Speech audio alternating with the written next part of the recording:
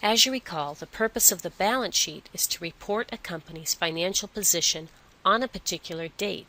It's a freeze frame or a snapshot of the financial position of a company at the end of a particular accounting period. A limitation of the balance sheet is that assets less liabilities measured according to generally accepted accounting principles is not likely to be representative of the market value of the company. Many assets, like land and buildings, are measured at their historical costs rather than their market values or what they could be sold for as of the balance sheet date.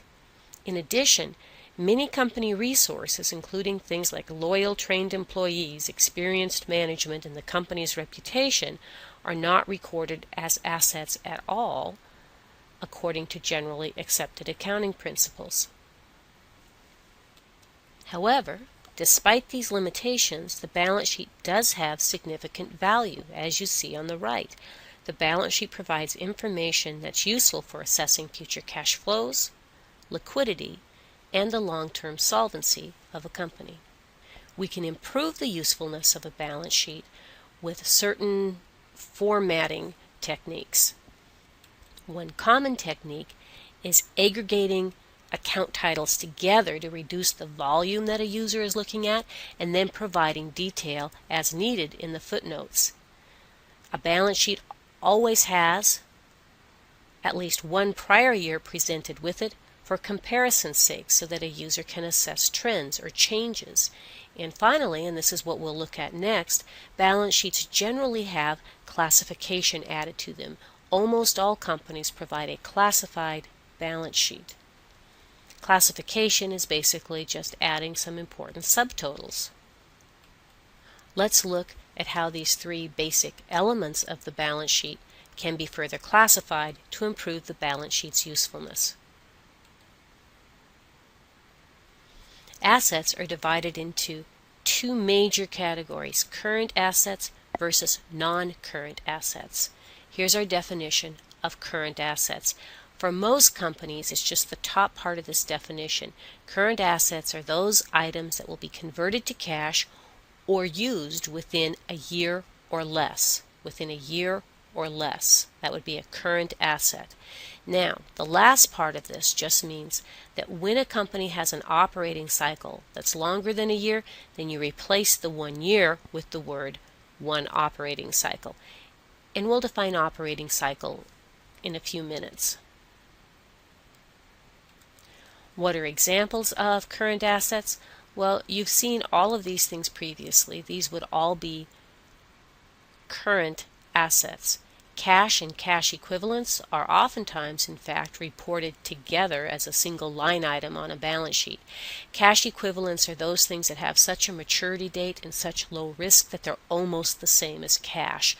So commercial paper, money market funds, UST bills, things that basically have a maturity value of less than 90 days are what are included in the cash equivalent category. Let's go ahead and take a look at what an operating cycle is and what a typical operating cycle might be for a manufacturing company. An operating cycle is basically the cash-to-cash cycle for a company. So it's their natural pattern of business. So it's the time it takes a company to take cash, convert it to a good or a service, provide that to a customer, and then get cash back from that customer to start the whole cycle over again. This would be the cycle for a manufacturing type company. When a company has an operating cycle that's longer than a year, we use the company's operating cycle to determine what's current and what's non-current. For example, companies that typically would have longer than a year as their operating cycle might be companies that have large long-term construction type projects. So maybe a company builds aircraft carriers. If the operating cycle for that type of business was 3 years, then they would use that operating cycle of 3 years to divide their assets between what's current and what's non-current, using 3 years as the dividing line. Most businesses have operating cycles less than a year, so just use that as your general definition of current versus non-current assets, things you're going to use or consume in a year or less. Well, now let's consider non-current assets. So these are the things that aren't current, the things you don't expect to convert or use within a year or less. These would be our major categories of non-current assets. They don't have to be, but they can be further classified, and these would be the most common types of classifications you'd see on a balance sheet. We can take a look at each one of those a little bit further. The most common non-current asset for most companies would be property, plant, and equipment, tangible, long-lived, used in the operations of a business. Intangible assets are also used in the business operations. Big difference here is they have no physical substance. And here are some examples of intangible assets. Investments include the things you would typically think of investments, so investments in bonds or stocks of other companies, and it also includes other things that you might have thought of as property, plant, and equipment, but for example, land. If you are using land in your trade or business, it's part of property, plant, and equipment, but if it's land held for speculation, it's not being used in the operation of the business, then that land would instead be reported as an investment. And let's take a look at one more detail regarding non-current assets, in particular property, plant, and equipment, as that's the most standard type of non-current asset. Here's a section that you might see on a company's balance sheet reporting two types of PP&E, furniture and fixtures, and equipment. Recall that we set up a contra account for accumulated depreciation for property, plant, and equipment type accounts. Now, companies might have 10 different types of property, plant, and equipment and only use one accumulated depreciation account, or as in this example, they might keep a separate accumulated depreciation account for each basic category of asset. The amount of detail a company keeps depends on how much detail management needs. I'm showing you this example just to help explain why we use those contra accounts in the first place. If all I knew was that this company had furniture and fixtures with a net book value of $18,000 and equipment with a net book value of $64,000, that would be good information. But with this detail, in addition, I have a little bit more usable information about the company's property, plant, and equipment.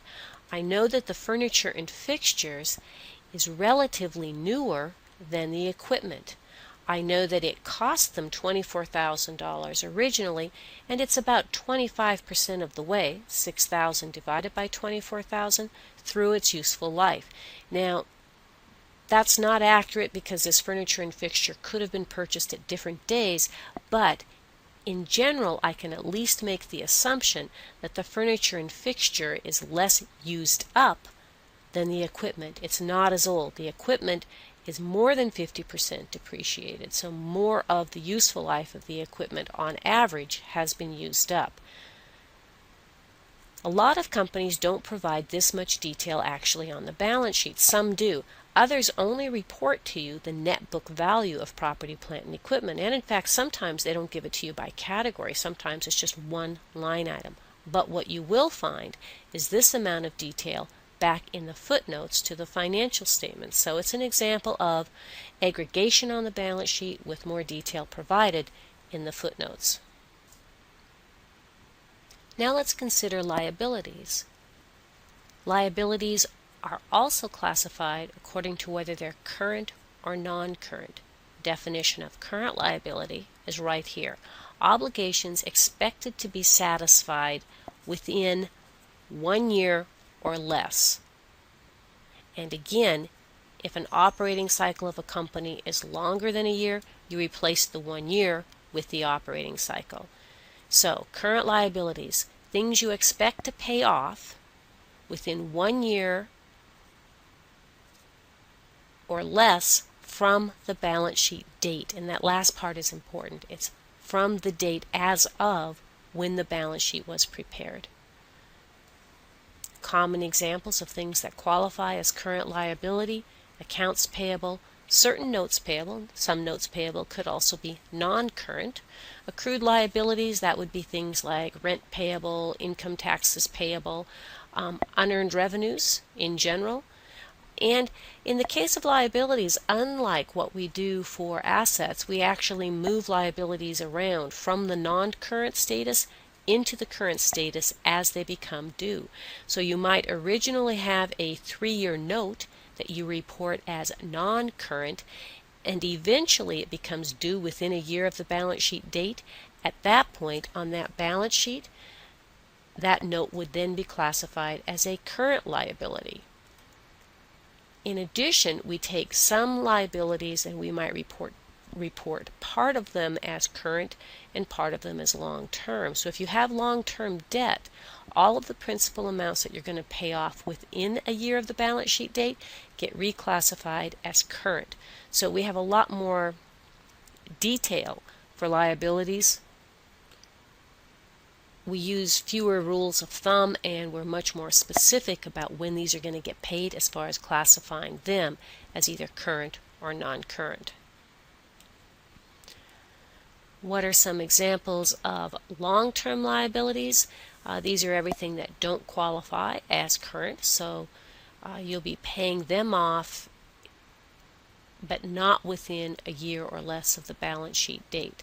So mortgages, bonds, pension and lease obligations are good examples of long-term liabilities. And finally, let's take a look at the third element of the balance sheet, the shareholders' equity section.